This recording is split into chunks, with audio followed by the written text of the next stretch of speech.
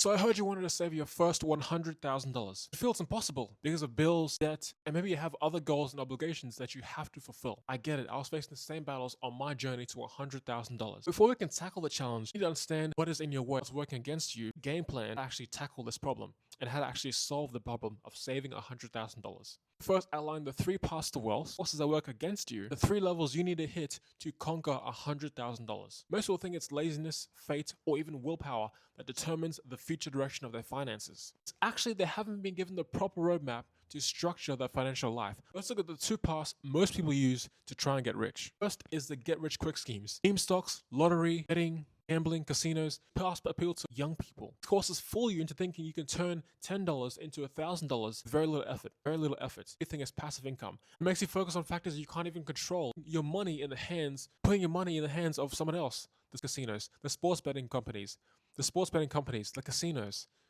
Your fault if you don't make enough money. But the truth is, very few traders, in fact, only 1% of traders consistently make profits off of their betting, consistently make profits off of their trades. So if it's not working for you, it isn't your fault. Two is lifestyle inflation. These people appear to get rich. These people want to look rich on the outside. There's debt, Klarna, and payday loans to appear rich. They aren't actually rich. To appear rich and impress people they don't even like. Think their high income alone is going to save them and make them rich, gives them permission to excessively spend money. And this mindset not only keeps you living paycheck to paycheck and in debt, but it makes you think that wealth can own materialism and appearances. Actually, safety and security. Three is actually the best method. It's the structured method. This way, you're increasing income strategically whilst also decreasing expenses. When it comes to saving more, we either increase your income or cut back on expenses. The best combination is actually both of those things. I said lifestyle inflation is spending above what you make in order to look a certain way. So whilst you might have a high income, you still need to spend below what you make most of the time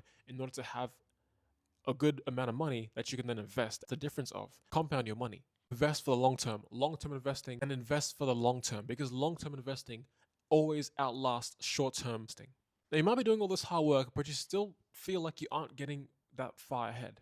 This isn't your fault. There are three forces that I'm now going to explain that are holding you back from ever building wealth. The first one is inflation. Of goods and services go up every single year while the value of your dollar drops every single year, which reduces the amount of things you can buy. So let's say last year you buy 2 towels for $10. This year, if those same towels costed you $7 each, it would cost you more than what you have in savings to buy 2 towels. So you can't buy as much this year as you could last year with the same amount of money. Two is high interest debt.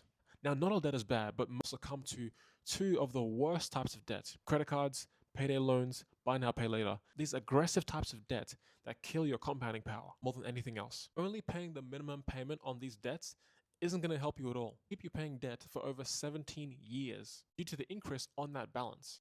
An aggressive debt of 8% are always going to trump the amount of money you can make in the stock market per year. Three is fear of missing out. Most people, whether they're old or young, succumb to fear of missing out.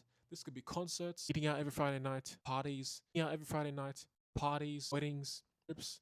Most people have a scarcity mindset when it comes to money, so they spend money thinking that this will be the only time they get to experience this thing that they didn't plan for. They spend the money, and then when they get more money, they now fall to the same pattern where the next time they get money, they still need to go and spend it because they think that they'll never get to experience that concert or event or trip ever again. Companies know this and they actively prey on your mind, saying, don't miss out on this deal, don't miss out on this vacation, pay with Klarna, pay with debt, you'll get the money back later.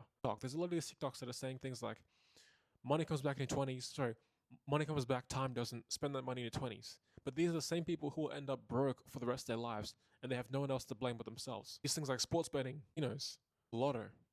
And this makes it very, very difficult to focus on your goals because you're fighting your own desires and you're fighting the psychology of these companies that have hired the best psychologists and marketers to get your attention, keep your attention, most importantly, get your money.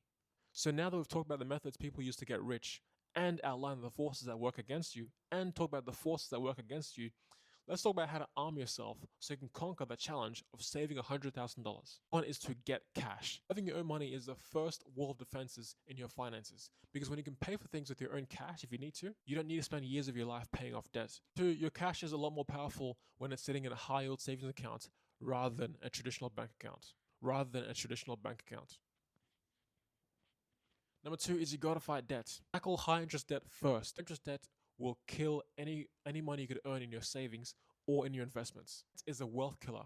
No amount of wishing, willpower, or wisdom will allow you to move forward without first tackling high interest debt. Anything above 8% or more will power whatever you can earn in the stock market or your savings. Have a second job if you need to, pause investing if you need to, and tackle that debt off first, then continue to save, and then continue to pay off your investments. Interest on aggressive debts like credit cards will beat out whatever interest you can get in the stock market. Number 3 is to start investing.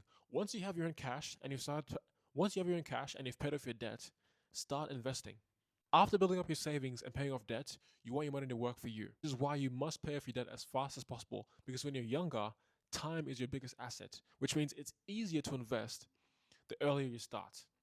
When you're older, you have to invest more to reach the same amount of money. And also when you're younger, you must focus on wealth accumulation, whereas when you're older, you must focus on wealth preservation. Finally, you must invest because investing will quadruple the amount of money you can make by saving. And your money can out-earn in investments whatever it could earn in your savings. These defenses work regardless of age, skill level, and wisdom level. Start now, get better later. I hope you guys enjoyed this video. Save your first $100,000. There's a lot of battles you need to face to hit this goal. Once you save $100,000, your compounding power, your financial life is going to soar. Like the video if you like the video. Leave a comment down below, and I'll see you guys next time.